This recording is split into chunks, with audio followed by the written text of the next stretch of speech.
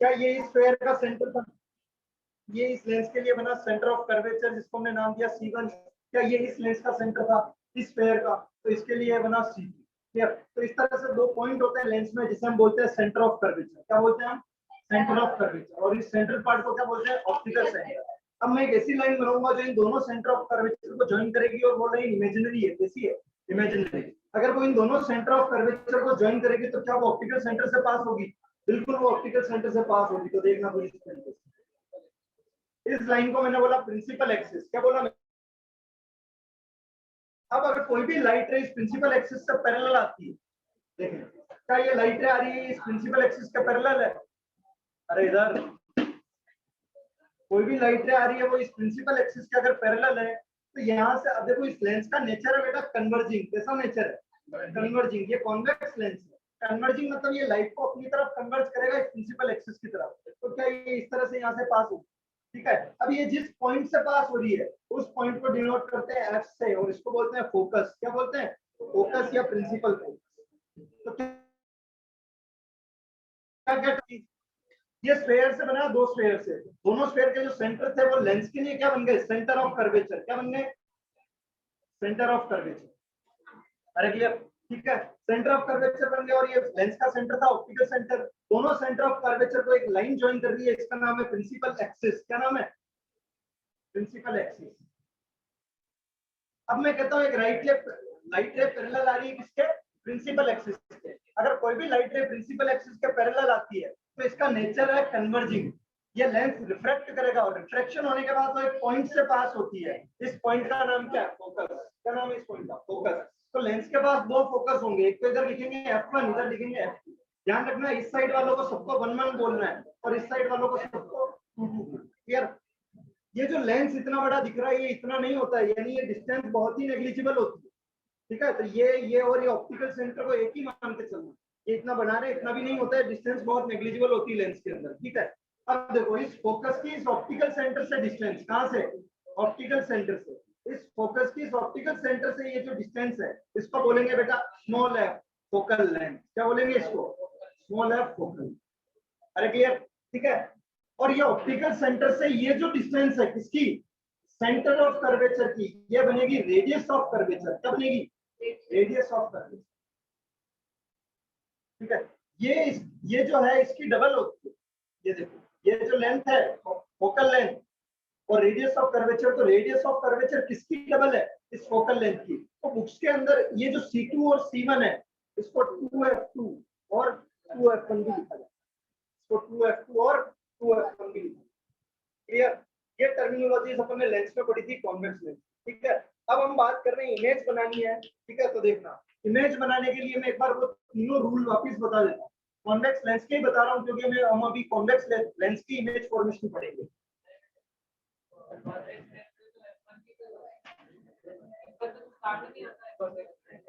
आएगा last case में देखना।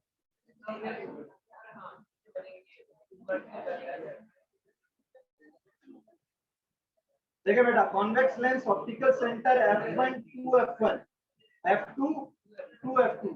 रूल नंबर 1 ये कहता है कि जब भी कोई लाइट रे पैरेलल आती है किसके? प्रिंसिपल एक्सिस के, तो रिफ्रैक्शन होने के बाद वो कहां से पास हो जाती है? फोकस। ये रूल नंबर 1 है। ठीक है ना? इन्हें रिफ्रैक्शन कराने के लिए कुछ रूल्स है कि whenever a light ray traveling parallel to the principal axis after refraction it passes through the focus in convex lens। Concave में क्या वहां पढ़ेंगे तब देख लेंगे, वैसे तो बता दिया। ये रूल नंबर 1 है। सेकंड रूल देखें, ऑप्टिकल सेंटर F1 और 2F1। अगर कोई लाइट रे फोकस से पास होके लेंस के अंदर एंटर करती है, कहां से पास होके? फोकस से पास होके, तो यहाँ से उसका रिफ्रैक्शन होगा इस जगह से, और रिफ्रैक्शन होने के बाद वो इस प्रिंसिपल एक्सिस के क्या हो जाएगी? पैरेलल हो जाएगी। ये है रूल नंबर 2। प्रिंसिपल एक्सिस कौन है? ये 2F1 और 2F2 को जो इमेजिनरी लाइन ज्वाइन कर रही है। क्या सर ये पीछे भी एक्सटेंड करेगी? बिल्कुल एक्सटेंड करेगी। ठीक है ना? हमने बस ये कहा कि ये ज्वाइन कर रही है, पास कर रही है। The imaginary line passing through the 2F1 and 2F2 और both the centre of curvature. तो ये थोड़ी पीछे भी एक्सटेंड होगी। तो अगर कोई भी रे ऑफ लाइट फोकस से पास हो रही है तो लेंस में अगर रिफ्रैक्शन होगा तो वो प्रिंसिपल एक्सिस से क्या बन जाएगा? क्या ये वाला इसका अपोजिट है क्या? बिल्कुल, यहाँ पैरेलल जा रही थी तो फोकस से पास हो गई, यहाँ फोकस से पास हो रही थी तो क्या हो गई? पैरेलल हो गई। मैं कॉन्वेक्स के बता रहा हूँ, कॉन्केव के वापस सेपरेटली बता देंगे। कल मैंने मिक्स बताए थे परसों। ठीक है, तो ये थर्ड रूल देखें। थर्ड रूल ये कहता है कि अगर किसी भी लेंस में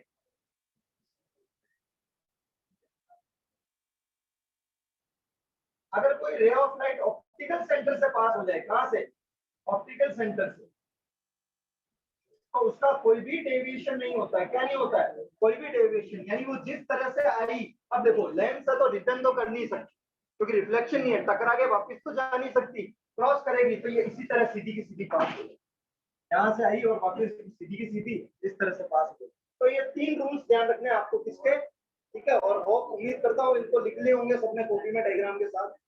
मुझे नहीं करनी चाहिए थी उम्मीद, पर कभी कभी जग जाती मेरे अंदर, मुझे पता नहीं किया किसी ने।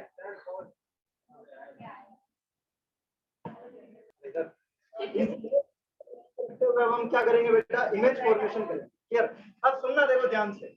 इमेज के लिए सबसे पहली रिक्वायरमेंट ऑब्जेक्ट, क्या है, ऑब्जेक्ट। और दूसरी रिक्वायरमेंट मैंने ये बताई थी, इमेज वही बनती है जहां रिफ्लेक्टिंग रेज आपस में मिलती है। इमेज वही बनती है जहां पे रिफ्लेक्टिंग रेज आपस में मिलती है, और अगर रिफ्लेक्टिंग रेज नहीं मिलेगी तो हम उनको मिलाएंगे। क्लियर, यहाँ से 2 टाइप की इमेज आती है, एक होती है रियल इमेज और एक होती है वर्चुअल इमेज। एक होती है रियल इमेज और दूसरी होती है वर्चुअल इमेज। मेरी बात सुनना बेटा ध्यान से।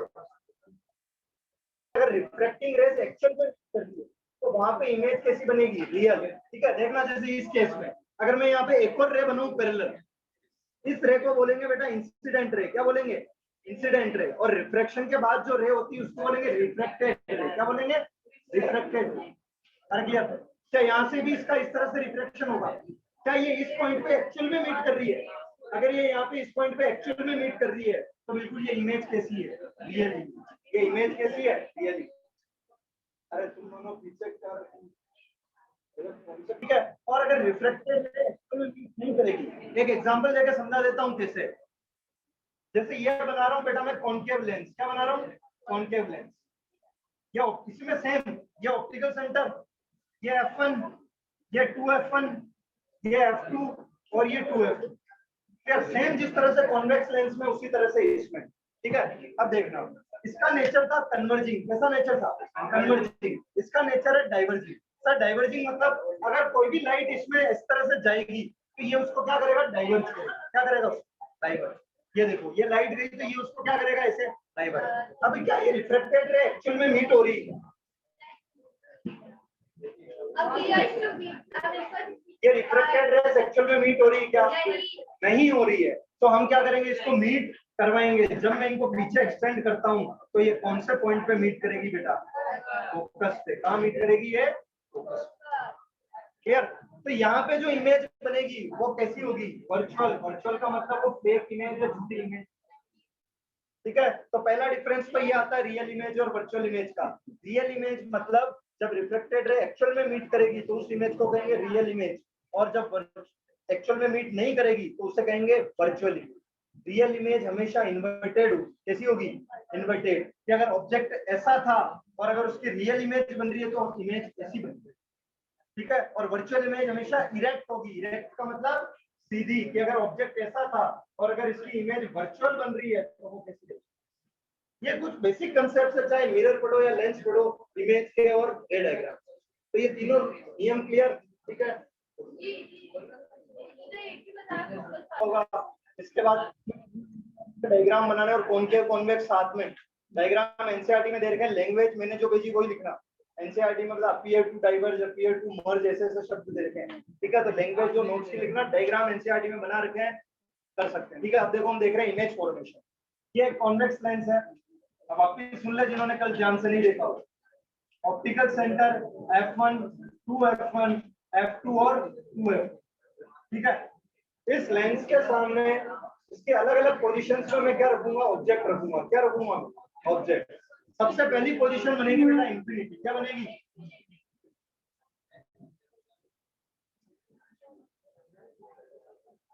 बोलर है यार ये।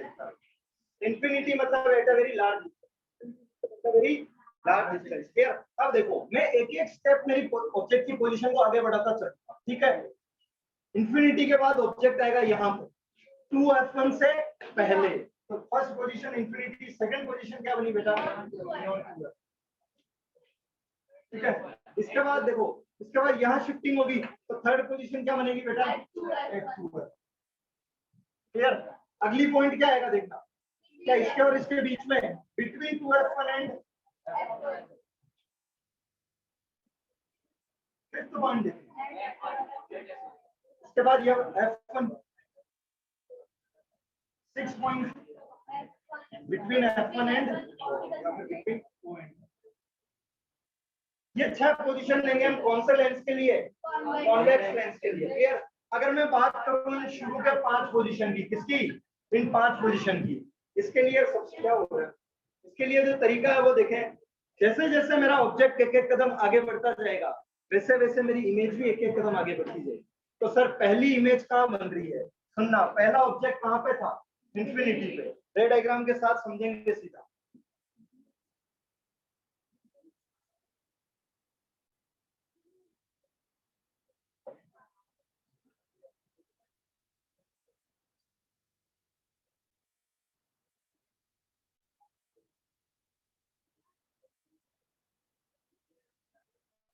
देखें, अब अगर ऑब्जेक्ट इंफिनिटी पर तो ध्यान रखें, उससे निकलने वाली सारी लाइट रेस जब तक हमारे पास पहुंचती तो वो आपस में क्या हो जाती है, पैरेलल। जितनी भी लाइट रेस निकलेगी, और हमें रे डायग्राम बनाने के लिए एटलीस्ट कितनी लाइट रेस की जरूरत है, तो क्योंकि इमेज वही बनती है जहां पे रिफ्लेक्टेड रेस क्रॉस होगी। तो देखें, इंफिनिटी के ऑब्जेक्ट को शो नहीं करना है, ये लाइट रेस इस तरह से आ रही है, यानी कि अंडरस्टूड है कि मेरा ऑब्जेक्ट कहां पे था, इंफिनिटी पे। अंडरस्टूड है कि ऑब्जेक्ट कहां पे था, इंफिनिटी पे। आप देखो रूल नंबर 1 अप्लाई करेंगे, a ray of light traveling parallel to the principal axis after refraction passes through the focus। क्या ये भी फोकस से पास होगी, क्या ये भी फोकस से पास होगी, क्लियर। क्या यहाँ पे इनकी मीटिंग हो रही है, रिफ्लेक्टेड रे जहाँ पे मीट करती है वहीं पे क्या जन्म लेती है, इमेज फॉर्मेशन हो जाता है। क्या हो जाता है, इमेज फॉर्मेशन। तो देखो ऑब्जेक्ट कहाँ था बेटा इस केस में, इंफिनिटी पे। ऑब्जेक्ट कहाँ था, इंफिनिटी पे। तो इमेज कहाँ बनी बेटा, फोकस पे। कहाँ बनी, फोकस पे भी कौन सी, F2। इमेज सब इधर ही F2। क्लियर। मुझे एक चीज बताओ, क्या रिफ्लेक्टेड रे एक्चुअल में मीट कर रही है, बिल्कुल कर रही है। तो इसका नेचर इमेज का रियल एंड इन्वर्टेड, ये नेचर है बेटा है, इसको क्या बोलते हैं, नेचर। इमेज का नेचर कैसा है, real and inverted. Her real image inverted होती है, हर रियल इमेज इन्वर्टेड होती है, ये होती है रियल और इन्वर्टेड। ठीक है। अब एक चीज सुने यहाँ से, अगर मैं इसकी साइज की बात करूं, किसकी बात करूं बेटा, साइज की, अरे इमेज के साइज की, इसकी इमेज के साइज की। ध्यान से सुनना, बहुत ही देखो, केवल एक पॉइंट साइज की इमेज बन रही है, तो इसके लिए यूज करेंगे हाईली डिमिनिश्ड। क्या यूज करेंगे, डिमिनिश्ड का मतलब बेटा which is not clear, blur, ना धुंधली इमेज है, और वो भी कहते हैं हाईली डिमिनिश्ड। और लिखेंगे इसमें कोमा लगा के पॉइंट साइज। क्या लिखेंगे, पॉइंट साइज।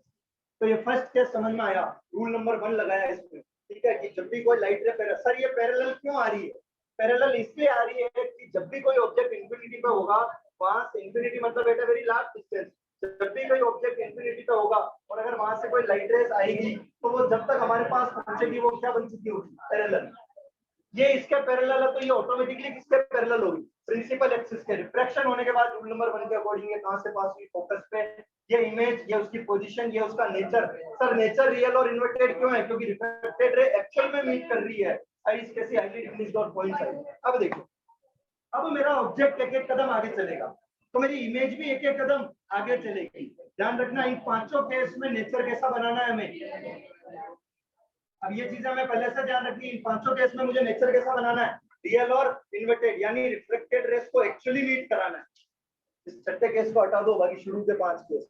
नेचर कैसा बनाना है, रियल और इन्वर्टेड। ठीक है, तो सुनना, इंफिनिटी पे था तो इमेज की पोजीशन क्या बेटा F2 पे थी क्या, अरे थी या नहीं थी। इंफिनिटी से एक स्टेप आगे बढ़ा, 2F1 से पहले, अरे 2F1 से पहले, तो यहाँ क्या एक कदम आगे बढ़ेगा, F2 से एक कदम आगे बढ़ेगा तो इमेज कहां चली जाएगी, इन दोनों के बीच में। क्या लिखेंगे, बिटवीन F2 एंड 2। समझ में आया, ऑब्जेक्ट को एक कदम आगे बढ़ाया है, ऑब्जेक्ट आ चुका है इंफिनिटी से 2F1, तो इस इमेज को भी एक कदम आगे बढ़ा दो। F2 के बाद कौन सी पोजीशन है, इन दोनों के बीच में, बिटवीन 2F2 एंड 2। अब देखो, अब ऑब्जेक्ट की क्या पोजीशन बनेगी, यहाँ से ऑब्जेक्ट की क्या पोजीशन,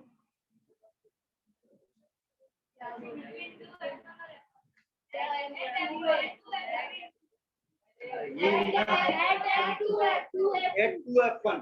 ठीक है, तो देखें इमेज यहाँ थी तो एक कदम इमेज भी आगे शिफ्ट हो जाएगी, क्या होगी?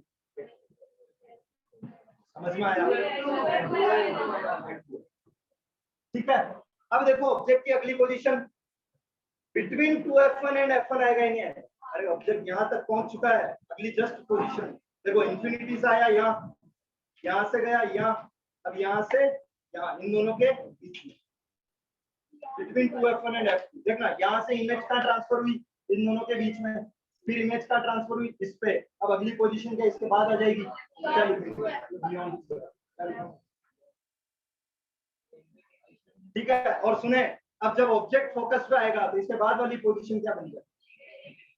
तो मुझे एक चीज बताओ, क्या ये चार्ट उल्टा चल रहा है क्या? देखना कैसे, ध्यान से।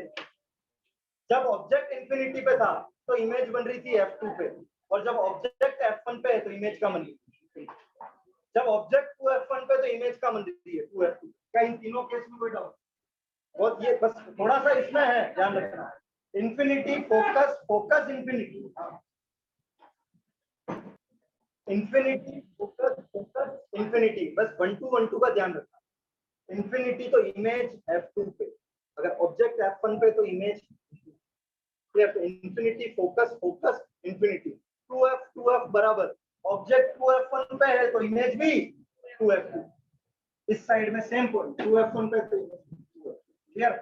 Beyond 2f1 between f2 and 2f, between 2f1 and f1 beyond, बस ये 1 to 1 2 है इस साइड वाले। अच्छा मुझे एक चीज बताओ, क्या ऑब्जेक्ट की पोजीशन में कभी 2 आया क्या? क्योंकि इस साइड वाले सारे 1 है, क्या इमेज की पोजीशन में कभी 1 आया क्या? इन पांचों केस में नहीं आया, इस साइड वाले सारे 2। तो इंफिनिटी इमेज f2, ऑब्जेक्ट कहां है, कौन से f1 या f2? f1, तो image infinity. Beyond 2f1 between 2f2 and f, object between 2f1 and f1 beyond. ठीक है, तो इस तरह से अब हम इनके बनाने जा रहे हैं रे डायग्राम, ये टेबल। अच्छा पांचों केस में नेचर कैसा? रियल और इन्वर्टेड। अब साइज का जुगाड़ सुन ले, जैसे जैसे हम आगे बढ़ेंगे वैसे वैसे मेरे इमेज की साइज बढ़ती है। ये 5 केस की बात कर रहा हूं मैं, जैसे जैसे हम आगे बढ़ेंगे वैसे वैसे मेरे इमेज की साइज बढ़ती जाएगी। पांचों केस में नेचर कैसा है? Real and inverted. अरे यार चलिए, फर्स्ट डायग्राम में कोई दिक्कत आई? ये फर्स्ट केस, ठीक है। अब अगर सेकंड की बात करूं मैं तो देखना बेटा, ऑब्जेक्ट का है इस बार बियॉन्ड 2f1, क्लियर। इमेज, अब देखो इमेज कहां बन रही है, पहले से ध्यान रखो, इमेज कहां बन रही है? Between f2 and 2f2। अरे ठीक है, क्लियर। नेचर बता दो यहीं से, रियल एंड इन्वर्टेड, ये पता है हमें। ठीक है, अब देखना सुनना सर, साइज में कैसे वेरिएशन आएगा। मैंने एक चीज कहा, जैसे जैसे केस आगे बढ़ेगा क्या वैसे वैसे साइज इंक्रीज होगी। यहाँ थी पॉइंट साइज हाईली डिमिनिश, क्या है? पॉइंट साइज हाईली डिमिनिश, फिर बनेगी diminish. Same size enlarge highly, बहुत बड़ी हो जाएगी। वापिस point size highly diminish, diminish, same size enlarge highly, enlarge मतलब बड़ी, एनलार्ज और हाईली एनलार्ज। तो इस केस में देखो कैसी बनेगी, डिमिनिश्ड बनेगी। डिमिनिश्ड का मतलब क्या मैं कह सकता हूँ कि इमेज की साइज छोटी है ऑब्जेक्ट की साइज से, बिल्कुल, तो डिमिनिश्ड है ना, स्मॉल साइज है ऑब्जेक्ट की। अब इसका क्या बनाना है हमें? रे डायग्राम। क्या बनाना है हमें? रे डायग्राम। ठीक है, इस टेबल को मिटा दूं मैं,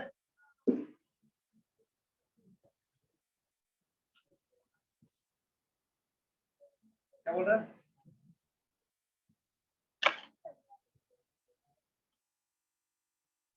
दिख रहा है ये पीछे, दिख रहा है ना? बताओ ऑब्जेक्ट का है बियॉन्ड 2f1। अगर इस पॉइंट को मैं 2f1 बोल रहा हूँ तो क्या मेरा ऑब्जेक्ट यहाँ कहीं है? अरे है या नहीं है? ये देखो ऑब्जेक्ट को कहाँ खड़ा कर दिया बेटा? Beyond 2f1।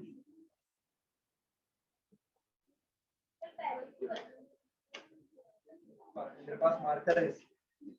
अब देखिए इमेज का बनानी बेटा, बिटवीन f2 एंड 2f2, क्या यहाँ कहीं इमेज बनेगी?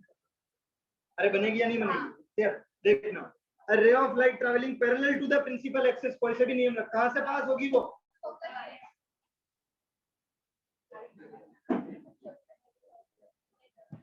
अरे हुई फोकस से पास, ये देखो फिर अब कौन सा रूल लगा दो, फोकस वाला लगा दो, कौन सा लगा दो, फोकस। देखना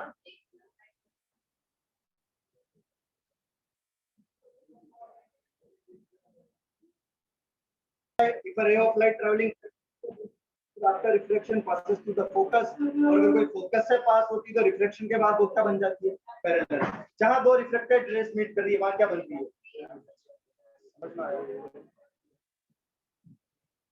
हाँ वैसे सही है ना, ऑप्टिकल वाला भी सही है।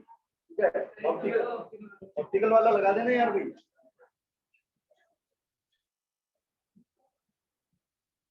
थोड़ा सा यहाँ मीट कराना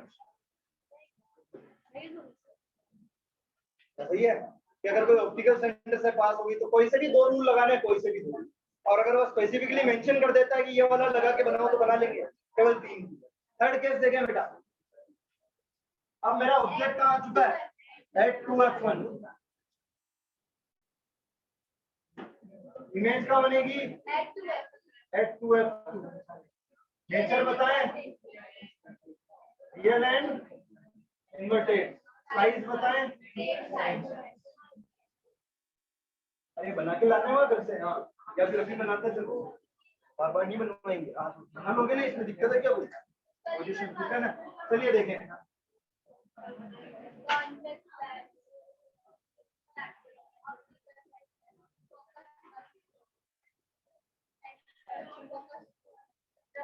देखना बेटा, क्या ऑब्जेक्ट इस बार यहाँ है क्या मेरा, अरे या नहीं है।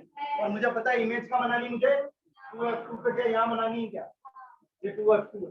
ठीक है, देखना ध्यान से तो,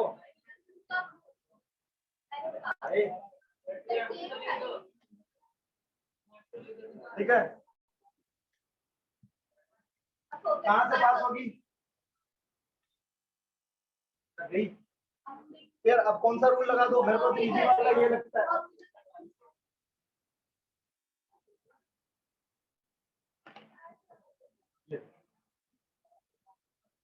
ठीक है, लगा रहा है, डाल लो।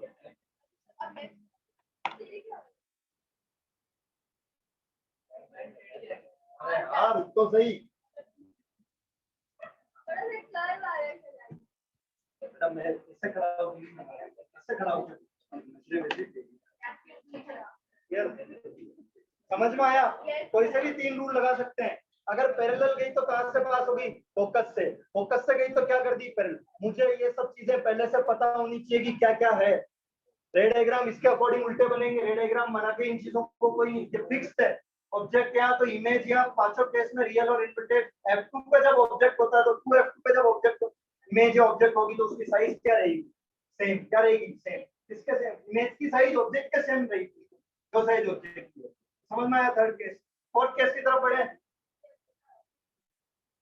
तो अगली पोजीशन क्या बनेगी बेटा, बिटवीन 2f1 एंड f1। अरे ठीक है, ये हो गया ऑब्जेक्ट। इमेज देखना बेटा, हाँ देखो इमेज, अब ये ऑब्जेक्ट कहाँ आ चुका है, यहाँ, तो ये क्या बियॉन्ड 2f2 चली जाएगी। नेचर बताएं इसका,